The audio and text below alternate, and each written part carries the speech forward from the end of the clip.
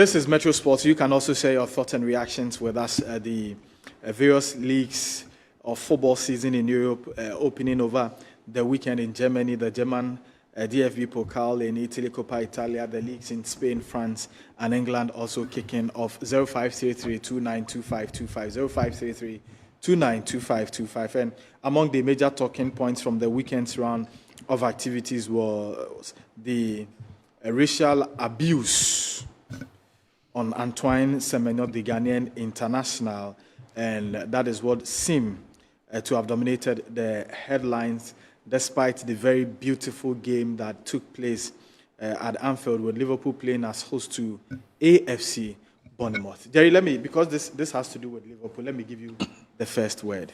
Yeah, I mean, it was an anticlimax to, a very, very interesting game, a very dramatic game that Antoine Semenyo himself scored a brace on the opening day, and you would think that the performance of players like Antoine Semenyo and Hugo Ekitike was going to, steal the headlines. But unfortunately, this ugly incident of racism, reared its ugly head again. And, racism is something that, racism is something that has not been able to be controlled, or no solution has yet to be found to, and it's very bad. It's a societal thing that goes beyond football, and I think that it has to be tackled from that end. How to eliminate racism from society. We hear, yes, the gentleman has been identified and picked up on Saturday, the gentleman who abused Antoine Semenyo. Yeah, and this morning, Liverpool police have reported that he has been banned from all football activities in the UK. He cannot, even go 100 meters radius of any stadium or anywhere that there's any football activity going on. And investigations are continuing. But you will think that more should be done. I'm sure in places like in England, in Spain, in Italy and Germany, and those places that we continue to experience racism in football, they themselves will be the first to agree that perhaps enough has not been done. We always hear of these stadium bans and ban from football activities, and that seems to be the end. I think there should be regulation, and there should be serious, punishments to deter people from engaging in this despicable act. And if you ask me, until we see that people have been heavily punished for racism, then this issue will keep on, rearing its ugly head. Because, as I said, it's a societal thing, and the thing is not being tackled from the societal point of view. So people grow up being racist, depending on the environment in which you grew up. If you grew up where you have a lot of your parents or the area you live, the people you associated with were racist, you are most also likely to become a racist. So until the issue is handled from societal point of view, instead of just leaving it to football to handle, yes, FIFA, UEFA, they've tried all their best. Even people have been taking the knee. Some even think that it is even no more necessary to take the knee because it does not, it hasn't done anything to stop racism. So we are still looking for the solution. And I think some of the solution is that we should see people heavily punished for racist activities. That is what we have not seen. And maybe if that is done, it will deter people from at least bringing it into our football, And in places like Europe and North America, where we hear a lot of racism, I think it's about time the authorities there, government, if there are no laws to regulate or make it, very, very expensive for you to embark on racism, maybe it's about time, maybe the racism laws are not that punitive enough, but we need to see some action, proper action in fighting racism. Is that to say that the fight against racism, maybe just rhetoric and a lot not being done A lot. In fact, it has just been rhetoric, and we've had gestures like taking the knee and saying racism, saying no to racism in football. These are just sloganeering. These are just symbolism. But the real action, to change people's mindset of becoming a racist, we don't see any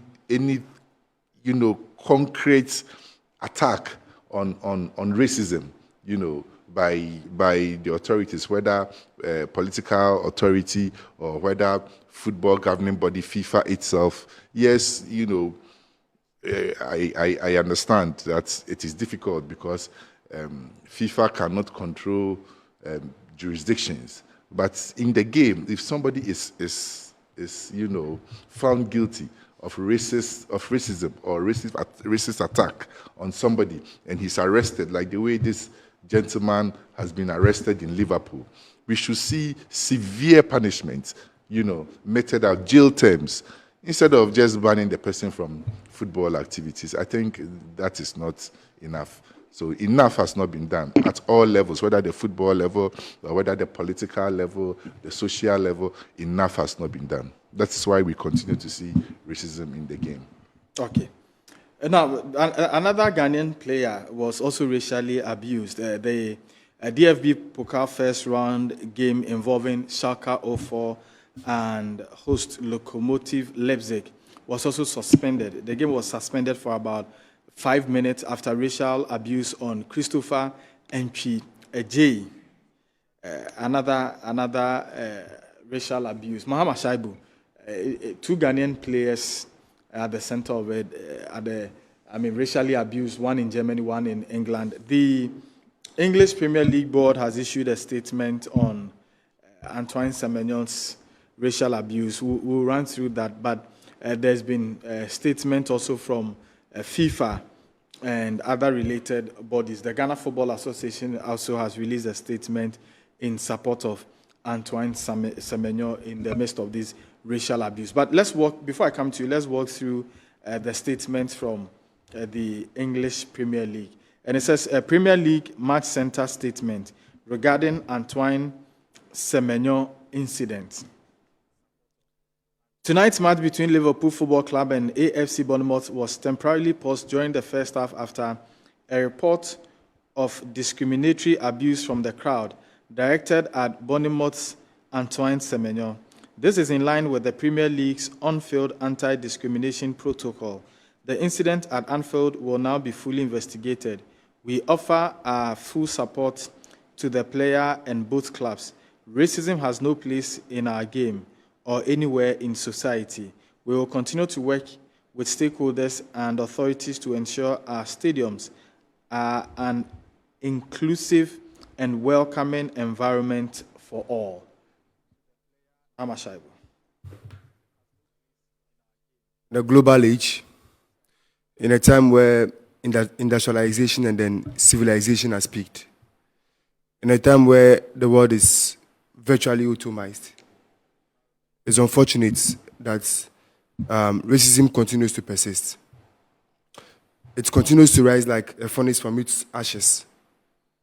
And all these things, it goes on to tarnish the image and then the beauty of football. These are things that I don't feel in this age that we should still be dealing with.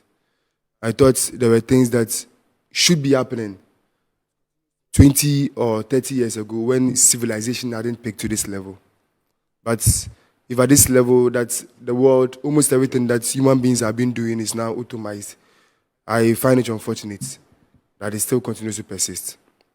For me, I believe the reason why this ALAT continues to persist is because we haven't brought in punitive measures or people that have found themselves doing this insane act haven't been punished enough. And that is why it continues to persist. All measures that have been put in place by FIFA, by UEFA, for me, I feel are not strict enough to push people away from or deter people from involving themselves in this deplorable act. You look at, for instance, the Liverpool fan, for instance, he has been banned from watching Liverpool games live or having access to any stadium across the country. I don't think this is enough to deter any other person from doing anything insane like this in the future. Because if you're only stopping him from watching the games, another person feels like, okay, this punishment is not strong enough. So even if they go through the same act or do the same act, they know that the only punishment that you are going to met on them is that you are going to ban them from watching the games. And that I feel is not strong enough. Other initiatives that have come from UEFA, that has come from FIFA, again, I feel they are not strong enough to eradicate this thing. You look at the three-step protocol, for instance, the taking the knee and so on. All these initiatives, I don't think, are enough to change people's mind on racism. And for me, I don't think we even have to be doing some of these things, especially taking the knee. I don't have to convince someone that we are in an age where they don't have to abuse me racially. I don't think I have to do that. And the people who do this are not people who are illiterate. They are educated. They know what they are doing. They know the consequences. They know the effects that it's going to have on the player, the effects that it's going to have on the club that they are supporting, the effects that it's going to have on the league, the effect that it's going to have they themselves as people who do that. They know all of these things, but still they go on and then what? And then they do it. So I think, yes, behaviors of people are things that we cannot contain. I know the clubs have been doing their own by educating the fans on the consequences of racism. But on the long run, I still think the governing bodies, like UEFA, FIFA, and so on, haven't done enough to make sure this ill act is eliminated from our game. When we start to criminalize racism, that is when I feel we are really dealing with it. When someone commits or when someone does the same act and then the person goes on to serve a jail term, I think most people are going to have a change of mind on this sort of thing. So I think it's time that we have to criminalize racism. Clubs or fans getting banned from using the stadium or teams being fined is not enough. So I think we need to reach a stage where UEFA must stand on their grounds. UEFA has had chances of doing this. FIFA has had numerous chances of stamping the authority, and in all those times they failed. I remember a few years ago when England played against Bulgaria, and there was a case of racism. At some point in time, the game was even stopped. All we saw was that the Bulgarian FA was fined, and that was it. So I don't think that was enough to deter others from committing this same act again. So what I think going forward, UEFA or FIFA must do is that they will have to bring strict measures. Maybe if you could even reach a point where clubs will start suffering point deduction if their fans are to go through, are to continue pulling off this insane acts. I think people will now know that when they do it, it's not only the fines that is going to come. Somehow their club is going to suffer a point deduction. And somehow even they themselves are going to find themselves in jail. So we can't control the behavior of people. It's unfortunate, but I think UEFA and FIFA must be up and running. They'll have to stamp the authorities. They'll have to bring in strict measures to be able to curb this thing that I call quote-unquote nonsense. Raman Kubaja. I think it is something that dents the image of the game. It is something that football makers, or let me say FIFA, try to clear it so far as our football is concerned. And again, the last time I think there was a FIFA summit, they tried to make this racial abuse as criminal offense, and they are urging all lawmakers to help in clearing this mess so far as our football is concerned. And it's somehow difficult to understand supporters. You will be abusing opponent player whilst in your team you also have a black player, and that's the kind of mentality they are having. And I think that is the right way to go by the English FA, by identifying the person and also taking what they need to take so far as is concerned. It is something that has been happening in our football, but I think it is how we are going to do to clear this mess. I quite remember last season in the Spanish La Liga with Vinicius Junior. It was something that it's too bad to the extent that even Javier Tebas came in to try to massage the issue, but yes, still it's difficult for them to clear this mess out of their game. And here we are again with the first game of the season with Antoine Semenyo. We don't know what will happen so far the next games are concerned. I think it is high time FIFA or FAs, so far as individual club football is concerned or national club is concerned, they need to find a solution to clear this mess. I think it's too much. We've been hearing this racial abuse for many years, but when football is back, you see football-loving fans try to bring it back, and it is high time we try to clear that mess. It's denting the individual, and it's something that is affecting the psychological brain of these individual players. There was a time when it happened, coaches and players decided not to play the game, and I think it is not helping the growth of the game. We need to do something to clear this mess out. Okay. And Michael, just to add, to what has been said already, the reason why people say enough has not been done is this man has been arrested. I hear he's even somebody who is physically challenged. Yeah. He's a physically challenged person, and he's still being protected. They're saying what a 47-year-old man has been arrested, his name being kept out of the picture, his photograph is not out there. You understand? But if you are really, making the right efforts, you want to shame people who indulge in why are you protecting him? You accuse people of, physical, sexual assault, rape, and other things, even when they have not even been found guilty by the law court. You put their names out there, you put their pictures there, you put everything there. And even sometimes they are even found not guilty. So why do people who engage in, racism are still being protected? Why do you say a 47-year-old man? Why didn't you mention his name? Why is his picture not published? So as we keep on saying, it's just lip service. Not much is being done. Not too much is being done to stem it out of the game. Racism does not only happen in football. People are racially abused on the streets of Europe and North America every single day, and nothing is mean. This one is because it has happened in football, and in a strong league like the Premier League. That is why it is out there. I'm sure if you go lower tier divisions or other places in Europe, outside the top 6 leagues, it's still happening there every day, and it does not even attract the attention that this one has attracted. So a lot really needs to be done. Okay.